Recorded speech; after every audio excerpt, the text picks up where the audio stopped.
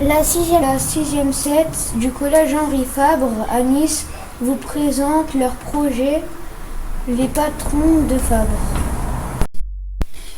Nous avons décidé de reproduire sous forme de maquette l'un des bâtiments de la ville de Nice. Nous avons choisi la basilique Notre-Dame à Nice, qui présente une architecture intéressante et qui, de plus, est connue de la plupart des Niçois. Nous avons effectué une sortie à la basilique en février en compagnie de notre référent scientifique, M. Euring. Le but de la sortie était de repérer les différents solides qui composent la basilique. Nous avons profité de cette sortie pour prendre les mesures de la basilique car nous ne les avons pas trouvées sur internet. Pour prendre les mesures, nous avons imaginé plusieurs méthodes et on a découvert 3 façons de mesurer la hauteur d'un bâtiment. Donc, une utilisant un dendromètre. Nous avons travaillé en classe sur les patrons dont nous avions besoin pour réaliser la basilique. Avec M.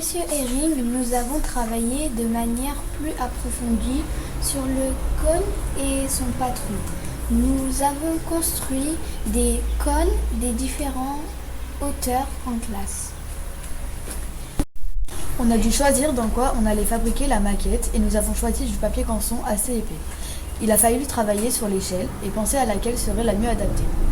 Pour cela, nous avons travaillé sur le contexte afin de rendre compte de ses dimensions impressionnantes et sa situation particulière, surélevée par rapport à la rue. L'architecte Madame Pillard et son associé nous ont parlé du métier d'architecte et de la place de la maquette dans un projet. Ils nous ont aussi parlé de l'histoire de la basilique et de la ville de Nice.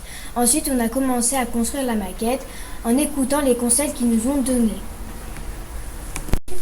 En conclusion, ce projet nous a fait découvrir que les mathématiques interviennent en architecture. Nous nous sommes rendus compte que la réalisation d'une maquette nécessite beaucoup d'étapes, comme par exemple la recherche d'une échelle adéquate ou encore le choix des solides dont on a fait le patron pour rendre la maquette.